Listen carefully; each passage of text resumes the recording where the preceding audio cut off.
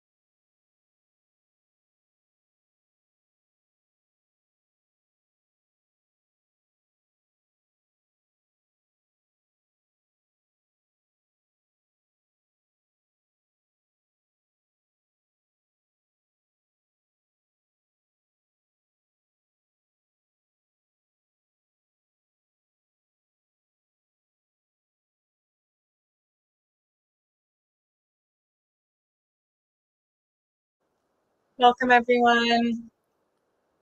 So great to see you all here.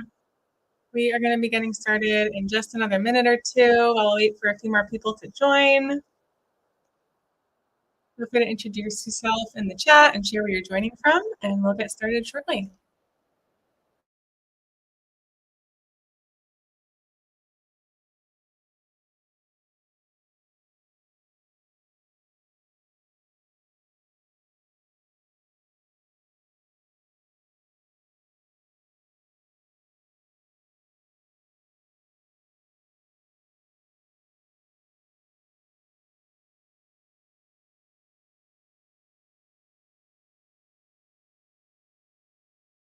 All right, everyone. We are just about to pass the 1,000 person mark, so I say we get started. Welcome, welcome, everyone. So good to see you all. My name is Marissa. I am the Digital Strategy Director with Sierra Club.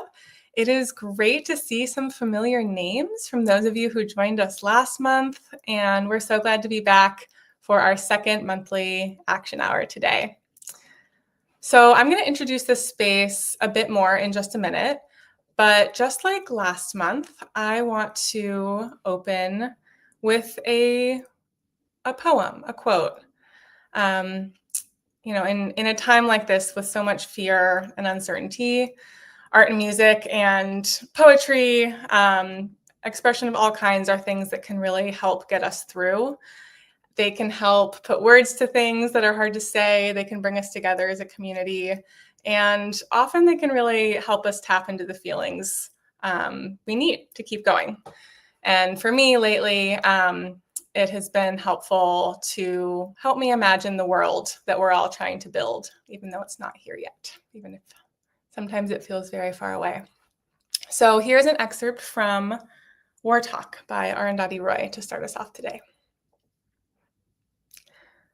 Our strategy should be not only to confront empire, but to lay siege to it, to deprive it of oxygen, to shame it, to mock it, with our art, our music, our literature, our stubbornness, our joy, our brilliance, our sheer relentlessness, and our ability to tell our own stories. Stories that are different from the ones we're being brainwashed to believe. The corporate revolution will collapse if we refuse to buy what they are selling. Their ideas, their version of history, their wars, their weapons, their notion of inevitability. Remember this, we be many and they be few. They need us more than we need them. Another world is not only possible, she is on her way. On a quiet day, I can hear her breathing. Okay. So, with that opening, let's talk a little bit more about what we're doing here today. So, for those of you new to the Sierra Club, welcome. The Sierra Club is one of the oldest and largest grassroots environmental organizations in the country. We have 64 chapters in every state and Puerto Rico. We run a wonderful outings program to help get more people into nature, and we run powerful campaigns to fight climate change and protect wild places, wildlife, and our communities. So right now, next slide, please, you are attending the second National Sierra Club Action Hour. Last month, we launched these monthly action hours, and we were so excited and blown away, honestly, by the incredible level of interest. Over 12,000 people signed up. And during the action hour in January and in the days following, you all made 4,793 phone calls to your members of Congress opposing Trump and Musk's illegal funding cuts to government programs. We also, in last month's action hour, showed you all how to post on your member of Congress's social media pages to put even more pressure of them. And a lot of you shared that this was your first time you'd ever called your representative or posted on their social media page, and that it was a lot easier than you thought it would be once we kind of showed you how. That was so great to hear. So if this is your first time, if you're feeling a little nervous or unsure because you've never done anything like this before, don't worry, we got you. We're so glad you're here. And just like we did last month, we will walk you through exactly how to do the actions step by step. And for those who didn't join last month, let me just take a minute to explain this new effort we're calling Action Hours, which we have launched as a way for concerned and busy and overwhelmed people to gather for 1 hour each month to try to make sense of what Trump is throwing at us and leave this 1 hour session feeling like we have taken meaningful, effective action. We're going to start each section with an issue briefing, which we'll get to in just a minute, where a Sierra Club policy expert will provide an overview of what's happening in Washington, and then explain kind of what it means for us, our communities, and our climate. And like I said, during our hour together, we will offer you 1 or 2 options for actions that we can take all together to make a difference. And, you know, there's so much chaos right now and so much that needs protecting. I imagine we're all feeling it. Trump and Musk are going after our most marginalized communities and tearing apart our government, gutting healthcare and education, firing civil servants, undermining our democracy, and the list goes on and on and on. I could spend the whole hour just listing all of that. And I know that many of us are feeling really heightened levels of fear and anxiety.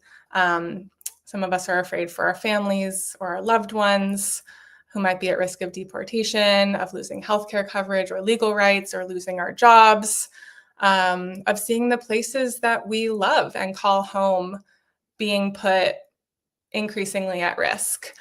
So I just want to, all of us are joining with that weighing heavy on our hearts in different ways today. And then, of course, Trump's attacks on our environment, our climate, our health, our future are also reaching new heights.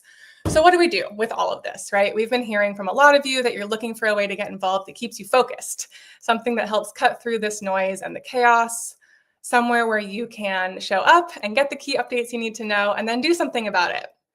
So that is this place. The actions we take and the issues we focus on are going to vary month to month, depending on what is most pressing.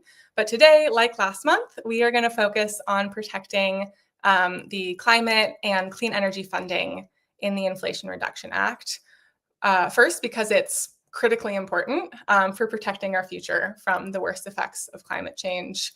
And also because it's a fight we have a real shot at winning. And it's moving through Congress right now.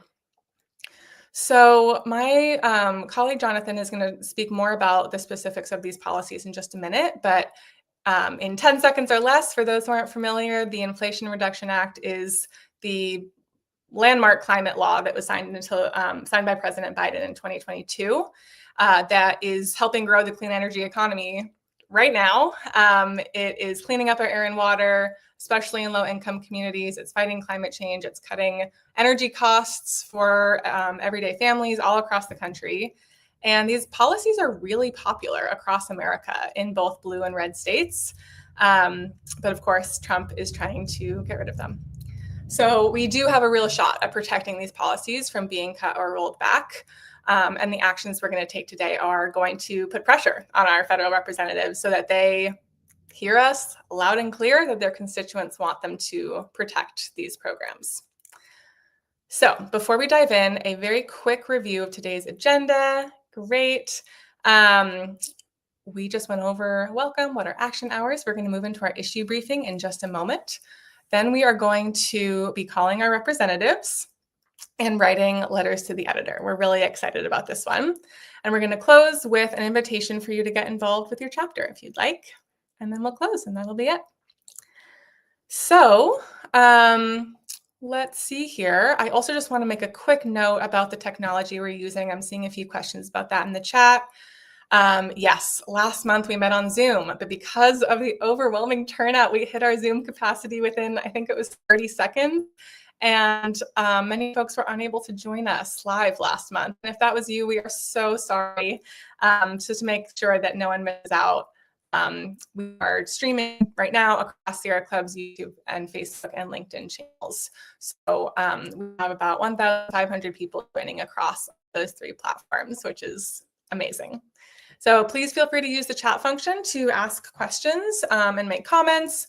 And our chat monitors will be working as hard as we can to reply. We might not get, be able to respond to every single one, but we'll do our best. And then finally, just a quick review of our community norms before we dive in.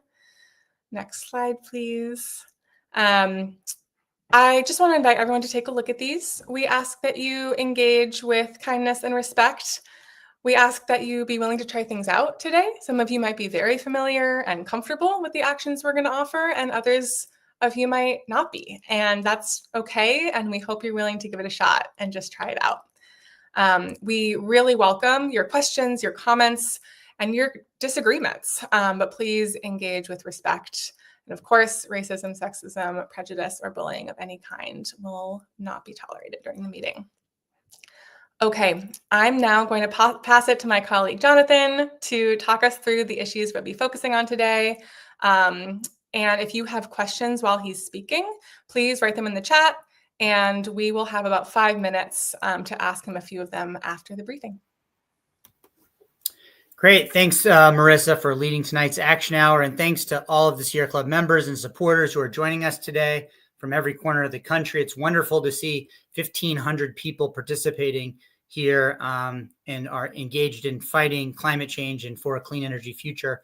My name is Jonathan Leventius. I'm the federal campaign director at the Sierra Club. And when we spoke last month, Trump had wasted really no time in doling out nonsense from the White House and purposefully creating chaos and confusion. On day one, he declared a national energy emergency that first doesn't exist, and second, eliminates wind and solar as possible solutions to this imaginary problem. And of course, he didn't realize that renewable energy sources contributed 25% of all U.S. energy generation last year, and coal contributed 15%, the lowest amount of generation in recent history.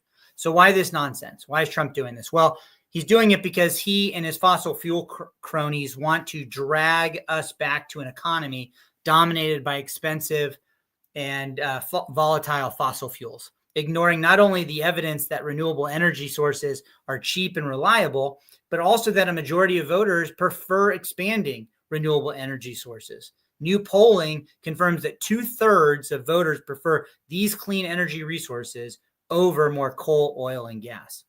But instead of listening to voters, Trump's illegally blocking funding for clean energy. He's firing thousands of workers and dedicated civil servants who want to protect the environment. In fact, just hours ago, he endorsed a plan to cut 65% of the Environmental Protection Agency workforce.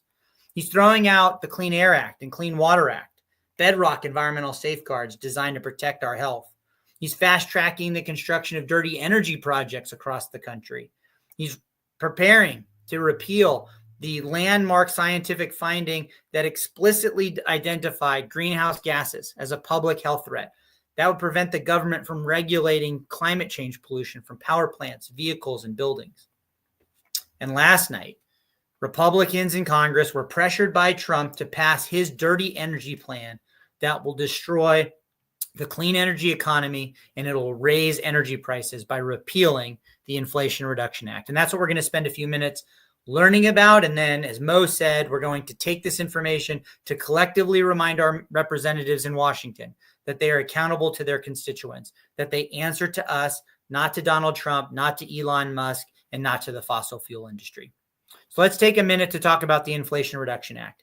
As Mo said, this is the nation's strongest climate action ever, pumping hundreds of billions of dollars into clean energy and climate incentives that will strengthen the economy and cut climate pollution. In the 2.5 years since President Biden signed the Inflation Reduction Act into law, we're seeing huge benefits across the country. A manufacturing renaissance with clean energy at its core. Over $100 billion worth of new factories to make solar panels, electric vehicles, advanced batteries. Hundreds of thousands of good-paying jobs and counting in red states and blue created. Resources are going to places that need help, including historically underserved counties where wages and employment rates are below the national average. In the chat, you're going to find some resources that you can explore to see how these major clean energy projects are benefiting your state. The IRA, though, is also benefiting you and your family and your friends. New incentives are lowering energy costs by electrifying your home, saving families billions on electricity over time, and reducing power bills by over 15% by 2030. And last year, drivers saved $1 billion on the purchase of electric vehicles, new and used, with additional savings on gas and maintenance. Funds are going to schools to replace dirty buses with cleaner buses. Billions of dollars are going to rural America for the first time to phase out fossil fuels with new wind and solar power. What's important for all of us to know is that we want to build on this progress. We don't want to slam it into reverse, but that's what Trump and congressional Republicans want to do. They want to slam progress into reverse as payback to billionaire oil and gas donors and big polluters. And Trump, we all know this. He promised during the campaign to lower energy costs, but repealing the clean energy policies and gutting the climate programs to pay for tax cuts for the wealthy would do the exact opposite. And so we have a stake in this outcome, friends. We do. And I want to be clear, there is some bipartisan support for preserving key parts of the climate and clean energy law, because most of the government's investments from the law have gone to red districts represented by Republicans in Congress. This means that we have a real shot of convincing them that the benefits to these clean energy and climate investments are worth protecting. But we have to keep contacting members of Congress. We're putting thousands of calls and emails into those congressional offices, and we're showing them just how popular these programs are. They are to you. And because every vote will matter. I mean, the margins in the House and the Senate, as you probably know, are so thin. Every issue will be under a microscope. And because every vote will matter, those GOP lawmakers whose districts will be most affected by losing the IRA investments will have a fair amount of leverage in the outcome. And so dozens of House Republicans are already on record supporting clean energy and climate programs. Even Republicans that want to dismantle these programs and say that climate change is a so-called hoax, they're taking credit for some of these clean energy and climate investments because they're benefiting their districts. But that didn't stop them from last night voting for this new Republican budget, this Trump budget, and passed by just a single vote that will pay for this massive tax giveaway, $4.5 trillion to billionaires and corporations by repealing the IRA. That's how they're going to pay for it. Now, Senate Republicans passed their budget last week, and they're going to have to reconcile the two differences, the two budget resolutions. And that's no easy task because like I said, the margins are really thin. They're going to then move into writing the actual legislation. And so that's why this moment is so important. This is the time we need to tell our representatives in DC to stop the dirty energy plan and to defend our clean energy and climate progress. We know that this dirty energy plan will slash clean energy growth. We know it'll end tax cuts for manufacturers. It'll reduce the chances of us electrifying and cleaning up our homes and our buildings. It will get rid of rebate programs and loans and grants. investments that are overwhelmingly popular across the public. So before I turn it back to Mo and we get into these actions, I just want to take a minute to just talk about some of the themes we want to be expressing to our members of Congress. First, as you all know, all politics is local. You tell your representatives what you're seeing or expect to see in your community: less pollution, lower energy costs, more clean energy jobs. The group most immediately hurt by cutting these clean energy and climate programs would be workers, the building trades, auto workers, engineers, and manufacturers. These are our neighbors, our friends, and our family members. Third, gutting clean energy represents a tax increase on consumers and businesses that can no longer access the programs that will lower energy costs. Fourth, a repeal of the Inflation Reduction Act represents and is equal to economic turmoil. Thousands of projects are underway. More are planned, but we can't pull the rug out from underneath these businesses and industries. Fifth, we own the clean energy transition, or we let other nations take it. Without leadership, we lose ground and we be in a weaker position to shape climate solutions. And lastly, the costs of inaction are far greater without taking action. So we've got a lot of background that we're going to be able to share with you on the Inflation Reduction Act, the importance of it, why we need to defeat Trump's dirty energy plan. So let me stop there. Let's take some actions or some questions and then get into the actions. Thanks. Awesome. Thank you, Jonathan. And yes, this is a very timely conversation to be having after last night's vote. So yeah, seeing a lot of great questions about this. Okay. First, just want to address, a lot of folks are asking about closed captioning. Great question. We should have said that at the beginning. That is available on Facebook and LinkedIn, but unfortunately not on YouTube. So if you are on YouTube and you would like closed captioning, we will put the links again in the chat to join the same live stream, but on LinkedIn or on Facebook, where you should be able to use that closed captioning. So thank you. Okay, Jonathan.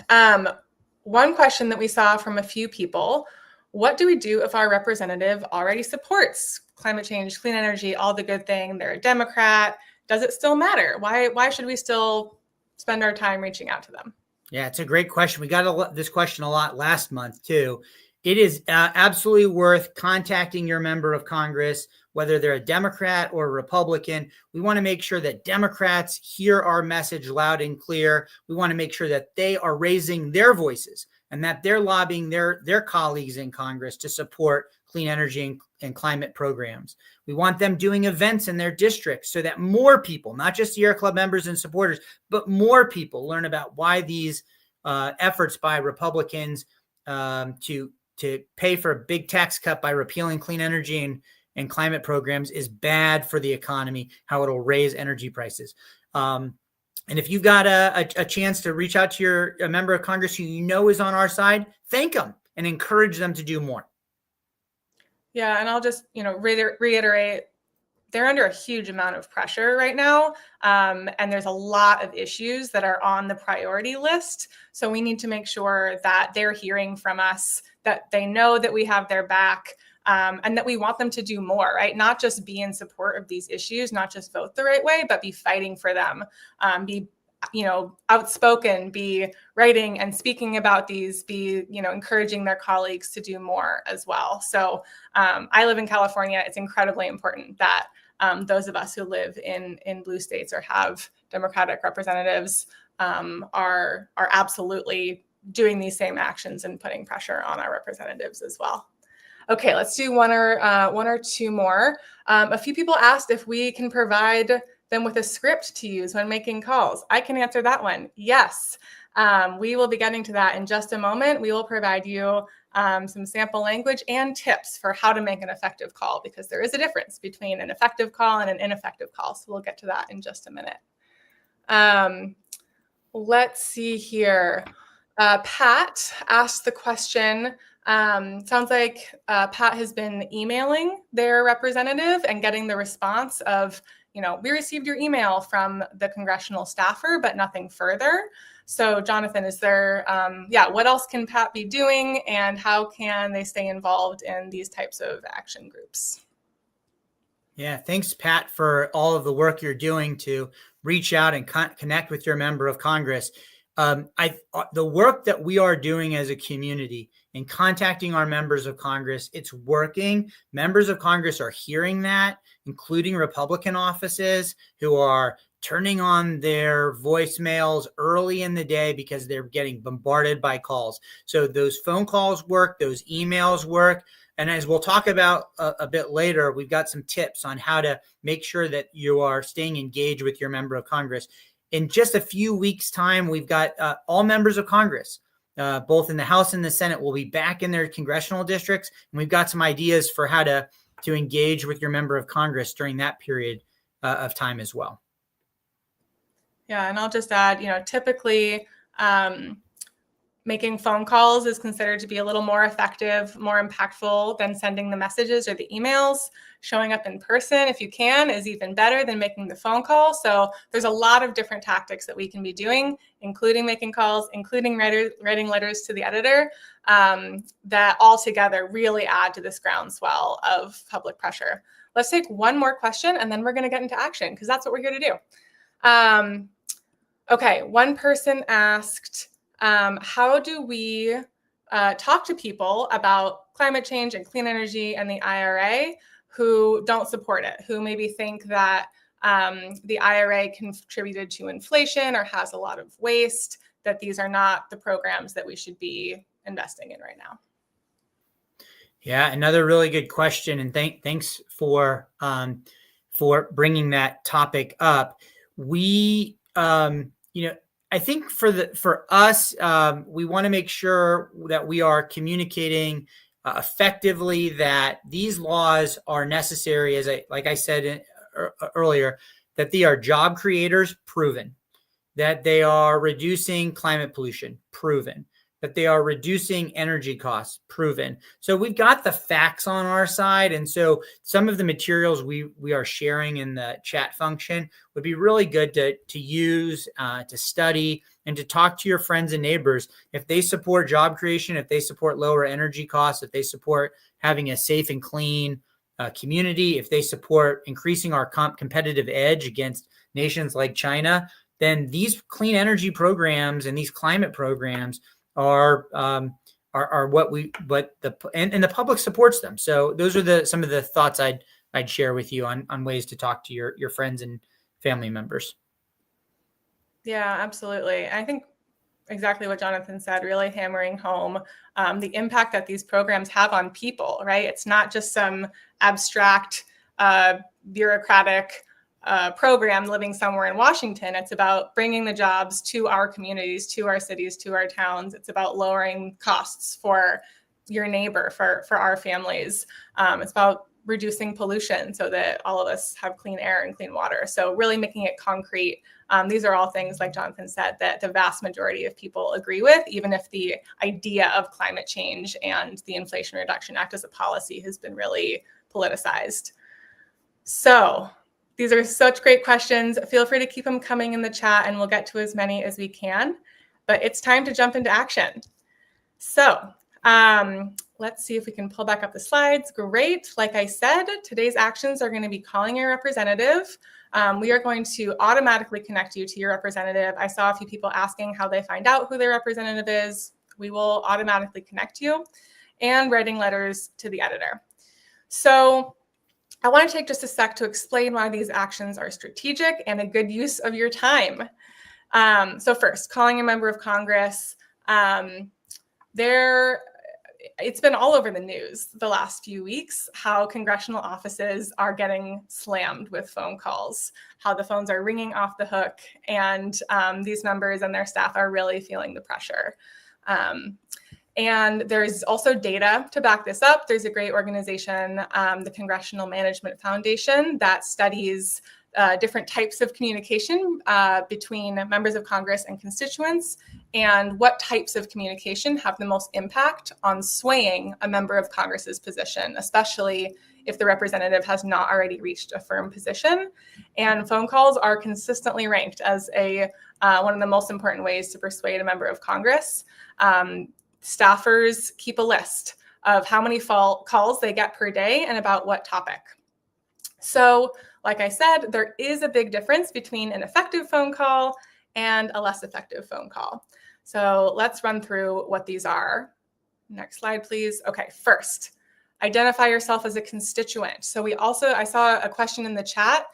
Should I call people who are not my representative? We typically don't advise that. Your representatives are supposed to be accountable to you. So, sharing that you live in their district, that they represent you, that is really important. That is one of the key things that staffers are looking for when they are making a record of your call. The next is to be specific.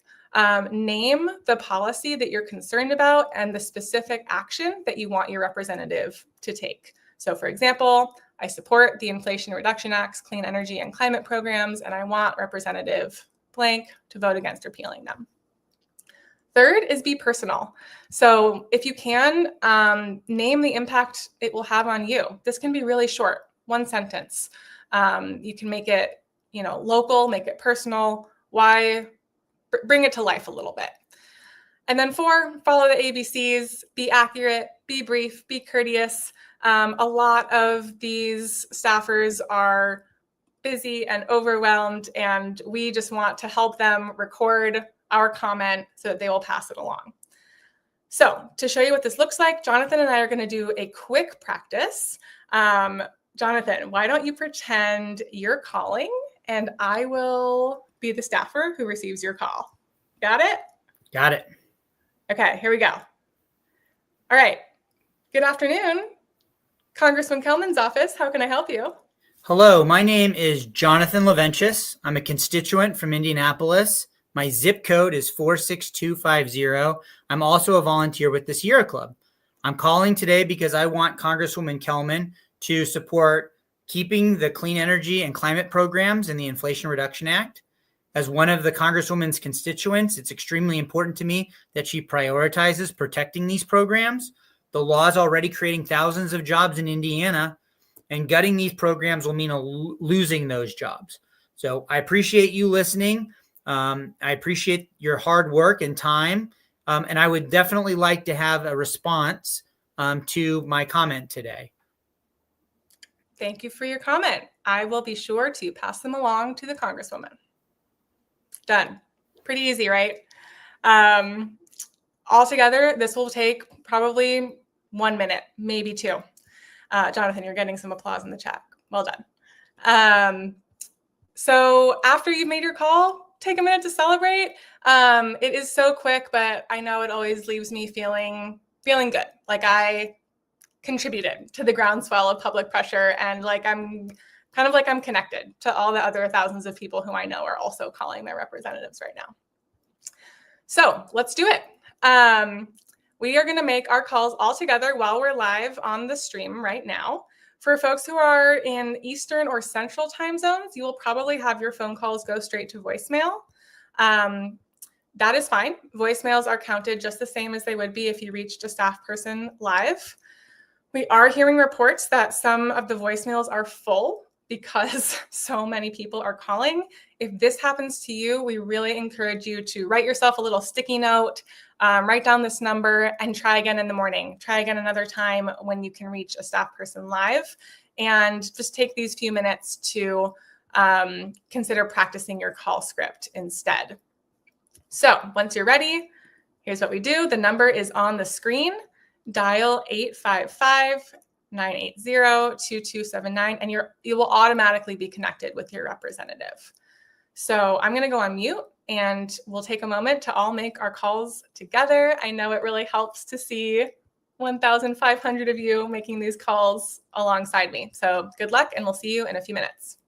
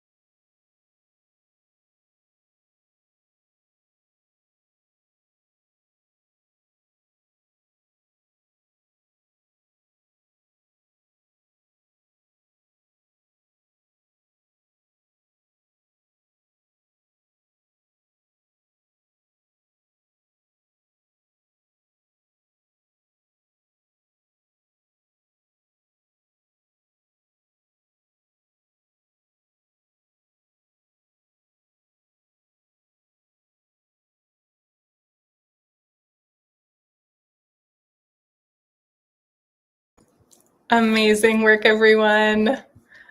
I'm seeing dozens and dozens of you all who made these calls. This is so great. I also got a voicemail, even though I'm on Pacific Coast. But that was kind of a good way to practice. You don't have to talk to someone live. That's a little scarier sometimes. A lot of people left messages. Great work. Amazing. Okay. So with that, we are going to move on to action number 2, writing letters to the editor. I'm seeing a few questions. Should we keep calling? Yes. If you're feeling ambitious and you want to call again tomorrow, go for it. Yeah, that's great. And you can get your friends to call, get your family members to call. Amazing. Okay, with that, Hillary, over to you. Thanks, Marissa. So next we're going to be writing letters to the editor, also known as LTEs, to your local news outlet. So first, I'm going to go through why we're writing letters. Writing letters to the editor in a local newspaper or magazine is a really great way to get the word out on a variety of things. Those letters often appear as the first section in a lot of publications and are often the most highly read part of any newspaper or magazine. One of the other things specifically to what we're trying to accomplish is that these letters are very effective for political and legislative advocacy because legislative staff actually really closely monitor the opinion papers of newspapers in their districts, which is also why we're going to be writing local papers rather than something like the New York Times, unless, of course, you're in New York. We have a tool that makes it really easy for you to draft your letter to the editor. And we've also drafted a sample outline for you to customize, and we strongly encourage you to edit it and make it your own. You're also welcome to delete the entire sample letter and just write your own letter if you'd like. But we'll be sharing in the chat where you can find that form. It's at sc.org/rep-LTE.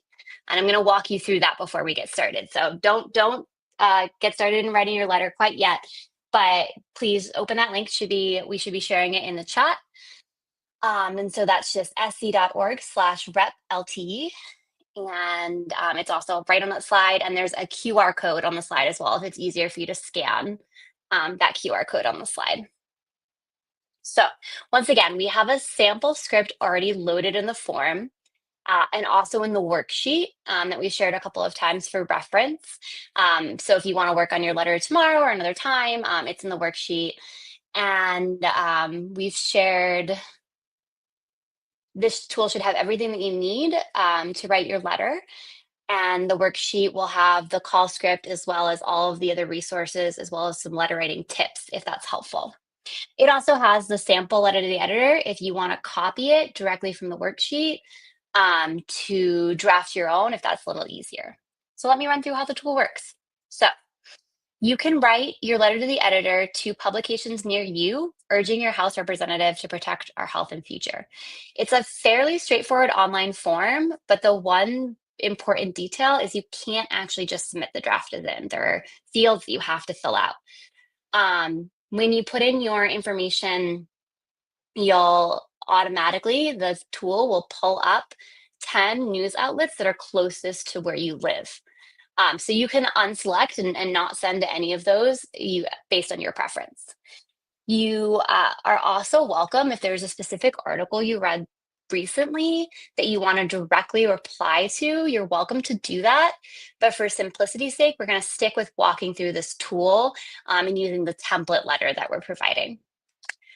So once again, we'll be writing our letters at sc.org/rep-LTE, which is on the screen. And you'll see the sample letter to send will populate once you fill in your local information. And I will change, and if we could just change to the next slide. Yep, there's that sample letter. So that's the letter we're going to be working on. As you note, there's 2 blanks. The tool will pull in your location, so don't worry about that. But you'll note there's 2 blanks for your representative name. It's the person you just called. And then there's the second to last paragraph is a lot space for you to put in a personal identification line. So you can share as a teacher, as an activist, as a parent, whatever resonates with you. Or you could share a local reason why this is important to you. So, for example, as a resident of Denver, Colorado, I have experienced, impacts from fires and climate change or something like that. And I just want to share, I'll give folks 5 minutes or so to actually edit the template and submit their own letters. But before we get started, I want to just go through a couple of short tips. So firstly, when you're writing letters, this letter, which is already drafted, or if you're going to be writing more letters in the future, you don't want to make any assumptions. Do not assume that your reader knows as much about the topic as you do. You want to be brief, so state your position succinctly without eliminating necessary detail. And if you can, keep your letter to under 150 words. Letters are most likely to get published if they're 150 words or fewer, which is the length of this template. So please feel free to cut if you're going to be adding more personal information. You do want to make it personal. So again, stories, anecdotes are particularly compelling to both editors at Papers and also readers who are reading your letter, more so than facts and figures alone. And then offer specific recommendations. So similar to making a call, it's helpful to include concrete and realistic calls to actions, which are in the sample letter. But if you're going to write your own, you can take out and make sure you have those calls to action. So we have some more resources in our worksheet that we've shared that you can dig into at a later date. But right now it is time to write our letters. So let me just make sure there aren't any clarifying questions in the chat. Let's see. Yeah, so just a couple clarifying questions. I see Melanie asked if email addresses will get printed in a paper. No, your email address will not get printed in the paper. Papers print, I think just first name, sometimes last name, city and state. No contact information. These are so if you want to write a letter, if you'd rather talk about your senator or urge your senator to take action, you're welcome to add in whichever decision maker. We chose representatives because that's who we're calling right now. But if you want to write a letter specifically to your senator, you're welcome to. That was a great question from Karen. The zip code, just refresh. Oh, the zip code Leanne says the code you gave is wrong. How do I change it? If you just refresh the tool or just like re-enter the link, that should work. Yep, I see a couple other questions about changes. Yeah, you can write your letters to whoever you want, whatever elected official you want. It doesn't matter. Okay. I think those are most of the clarifying questions. I see some people already said. So I'm going to stop talking for a few minutes and I'll let people work on their letter. Once again, just before I do, make sure to edit the fields where it says representative and that line where it says as a, or else you'll be sending a kind of confusing letter that probably won't get published. All right, I'll let folks write.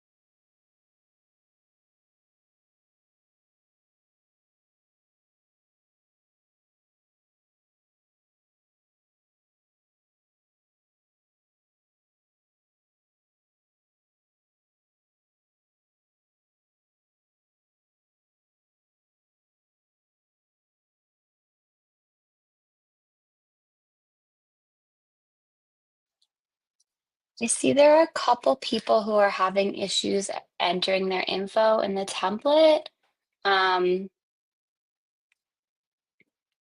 This is a new tool for us, so we'll check with our support people tomorrow, but it seems like a lot of folks have written letters. So we'll try to get to the bottom of what's going on. Oh, you're not seeing where you can fill in the rep. Yeah, it's in the letter itself. So when you scroll down on the tool after you've put in your personal information, you'll see here's the message we will send.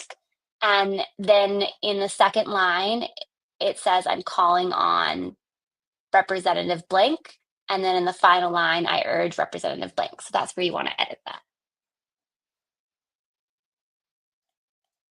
I'll give folks a couple more minutes.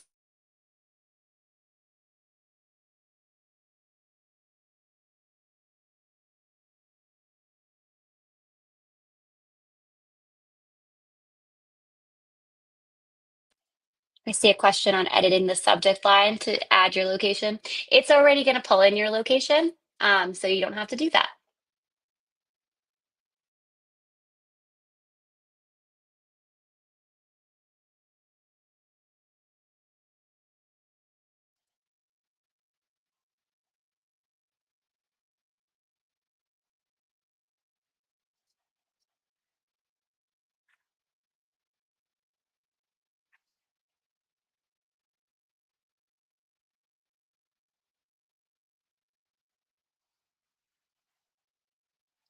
I see one person who says there's no newspapers in their location.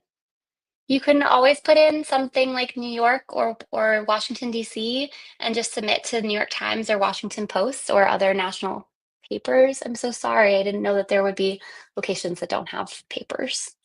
But I see lots of folks are able to have submitted to 10 different publications. Okay.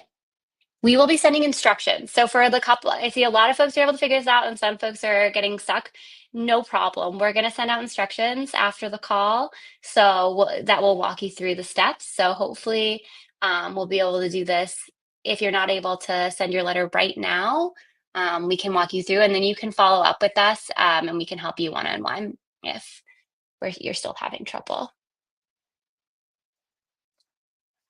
Okay, Mo, should we move on? A lot of folks have submitted. Yeah, sounds good. Thank you, Hillary. I just refreshed the page and I see that we are at 88 people submitted letters. So I bet there are at least 12 more of you out there who are almost done submitting your letter. I think we're going to get to 100. So let's see. I am now going to move us towards closing. We're not quite done yet, so don't leave. I am going to share an opportunity for folks, if you are looking to get more involved, to consider joining your local Sierra Club chapter. And I'm going to pass it to my colleague Raquel to talk a little bit more about that. Hi, everyone. So happy to be sharing this space with you all, climate warriors. My name is Raquel Fernandez Makarov, and I am the Sierra Club's Chapter Capacity Director for the Eastern region of the country. At the Sierra Club, our chapters are the foundation of our movement. Just like my colleague Marisa said, we have 64 chapters across the U.S., including Puerto Rico. Our chapters are building power on the ground to resist harmful environmental policies, push back against the Trump agenda, and tackle pressing environmental challenges at their state and local level. No matter what's happening at the federal level and these horrible policies, our chapters bring people together to organize, take action, and make real progress in their communities. They help advance renewable energy solutions, advocate for clean air and water, protect wildlife and public lands, and ensure local voices are heard at the state legislature. But most importantly, they remind us that we're not in this fight alone. The Sierra Club is the largest grassroots organization, and chapters create opportunities to build joy and community and continue the local fight. That's where our team comes in. We work directly with chapters, both one-on-one and in groups, to support federal and local organizing strategies. Through a shared organizing model, we help strengthen base building, volunteer leadership development, and ensure that our movement is powerful and effective as possible. If you'd like to learn more about how you can get involved with your local chapter, please fill out the form that has been dropped in the chat, and we will definitely connect you with your local chapter, and together we can create a meaningful change. So onward, folks. Thank you so much, Marisa. Thank you, Raquel. Chat supporters, can we get that form in the chat for people to fill out if they want to get connected to their local Sierra Club chapter? All you have to do is fill out this form, and Raquel's wonderful team will help you get connected to your local chapter. So I just also want to share, I just refreshed the page. We're at 190 letters to the editor. We blew past 100. So great work, everyone. I bet we're going to get to 200. So it's just about time for us to close. We have one more important piece before we do. And I just would like us all to take a second to acknowledge ourselves for showing up today, because there's a lot going on. You did not have to spend your hour here with us, but you did. So thank you. And as tonight comes to an end, I also want each of us to think about what it will take for us to keep showing up. What does it look like beyond this action hour, beyond tonight? And to be honest, maybe that means you need to stop reading quite so much news. If it's going to paralyze you and keep you from acting, I know it's easy for me to spend an hour scrolling on my phone and at the end of it feel like, oh, I could have spent that hour doing something rather than just making my thumb tired. Or maybe it means we need a buddy, right? Maybe it means we need a friend to do this work with. We've even heard a few people are wanting to have a few friends over for tea to watch these action hours together in their living rooms every month. That would be wonderful. Please do that. We'd love that. Maybe it's joining your local Sierra Club chapter. We can put that link in the chat again to join. Or maybe it's another group. Because 4 years is a long time. A lot can happen in 4 years, both good and bad. And things are looking really bleak right now. There's no sugarcoating that. We're all feeling it. But there are also more and more signs that the tide is turning, that Trump and Musk are, overplaying their hands, and that public opinion is really turning against them. And that matters. We don't know exactly what opportunities or possibilities might be coming tomorrow, next week, next month, what might be simmering right underneath the surface that opens up a whole new future, a whole new possibility, even if that is really hard to imagine right now.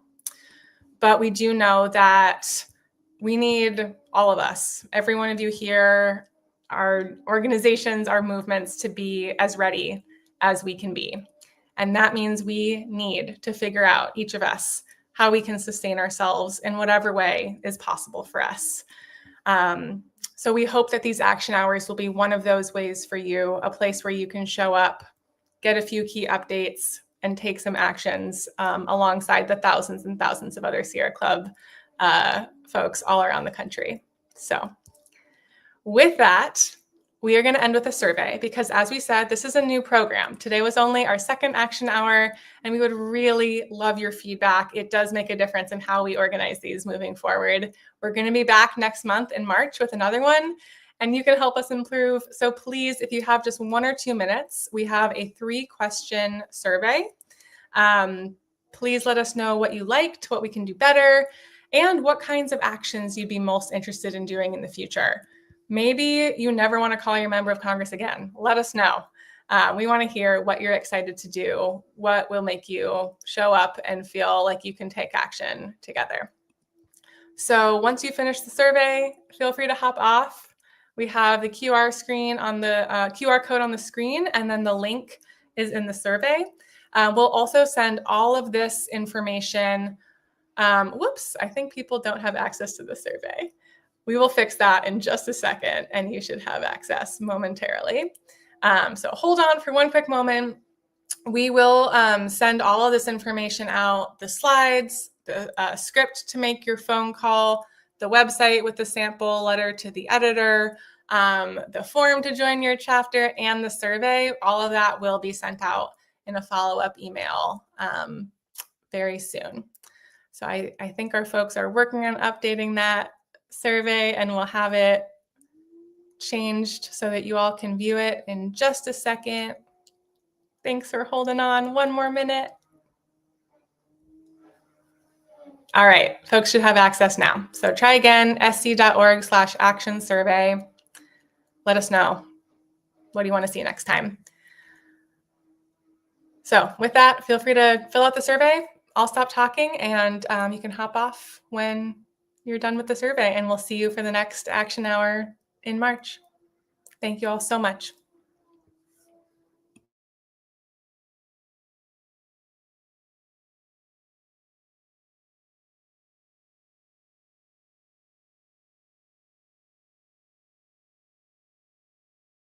Okay, I gotta say one more thing because I just refreshed. 256 letters to the editor. Great work, everyone. Crushed it.